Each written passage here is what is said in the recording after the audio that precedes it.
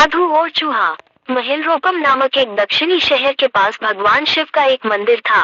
वहाँ एक पवित्र ऋषि रहते थे और मंदिर की देखभाल करते थे।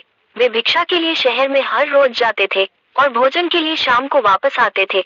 वे अपनी आवश्यकता से अधिक एकत्र कर लेते थे और बाकी का बर्तन में डालकर गरीब मजदूरों में बांट देते थे, जो बदले में मंदिर की सफाई करते थे और उसे सजावट का काम किया करते थे।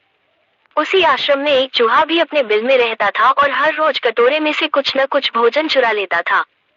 जब साधु को एहसास हुआ कि एक चूहा भोजन चोरी करता है तो उन्होंने इसे रोकने के लिए सभी तरह की कोशिशें की।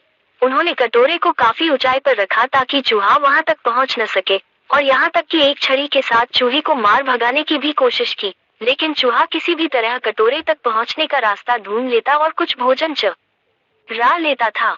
एक दिन एक भिक्षुक मंदिर की यात्रा करने के लिए आए थे, लेकिन साधु का ध्यान तो चूहे को डंडे से मारने में था और वे भिक्षुक से मिल भी नहीं पाए। इसे अपना अपमान समझ भिक्षुक क्रोधित होकर बोले, आपके आश्रम में फिर कभी नहीं आऊंगा, क्योंकि लगता है मुझसे बात करने के अलावा आपको अन्य काम ज्यादा महत्वपूर्ण लग रहा है।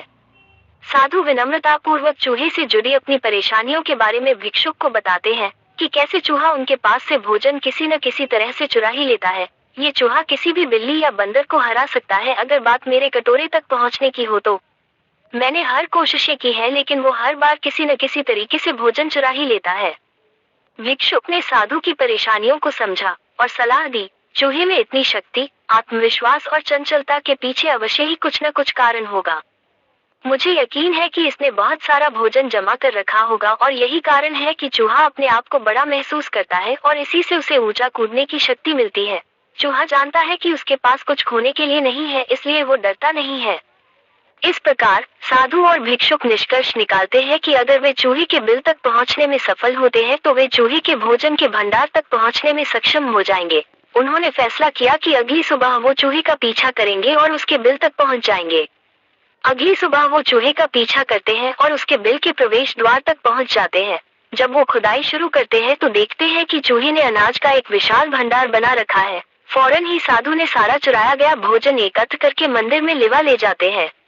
वापस आने पर अपना सारा अनाज गायब देख चूहा बहुत दुखी हुआ और उसे इस बात से गहरा झटका लगा और उसने सारा आत्मविश्वास खो दिया। अब चूहे के पास भोजन का भंडार नहीं था, फिर भी उसने फैसला किया कि वो फिर से रात को कटोरे से भोजन चुराएगा।